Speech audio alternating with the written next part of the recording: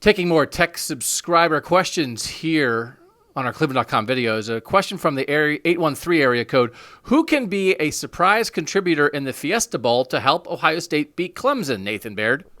Well, I'm going to go with Tyreke Smith. I don't think he's like a surprise. I mean, he obviously starts for this team a lot, and the guy starting opposite Chase Young a lot. But that's where I think his impact is. You know, these two teams that they're about to play, well, they'll play Clemson, and then if they play another game, that's going to be two teams that are going to be primed to try to take away Chase Young, just as the last two opponents that Ohio State has played have effectively taken away Chase Young, or at least limited his statistical impact. I think that's probably the best way to say that. I think Tyreke Smith, and you can throw some other guys in there, I suppose, Ja'Shawn Cornell, Davon Hamilton, Zach Harrison, whatever, but someone needs to step up and create that force that they're taking away when they limit the sacks, the hurries, everything else that Chase Young normally gets. And I think Tyreke Smith is a guy who he's had his own injury things this year. He's going to get a few weeks to maybe get even healthier and be in a position to step up and kind of seize that moment.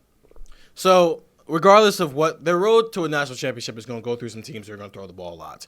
The Clemson and then whoever they play between LSU and Oklahoma, they're going to throw the ball, and they've got talented wide receiver corps who can make plays with the ball in their hands.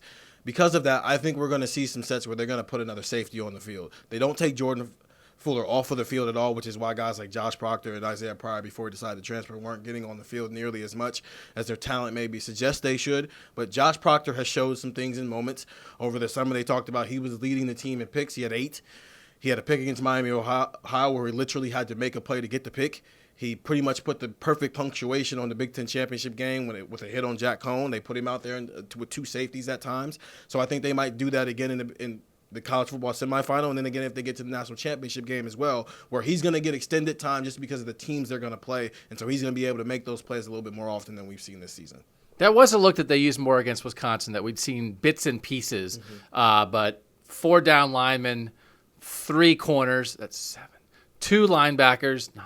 And 2 safeties. Yeah. So just nickel. It was just a nickel package. A normal nickel. Normal nickel package, but instead of having a linebacker and 3 corners. Yeah, it's just they haven't shown it much. They haven't shown it much. I mean, because they've and they've shown it. I mean, they usually throw it on like maybe crazy, like third and super long. But they could maybe end up leaning on it in more normal circumstances if they are really thinking they're threatening the pass game. You guys both went defense. I'm going to go offense. With the guy, got the code wrong. I don't use the thumbprint. Rashad Barry has 2 catches.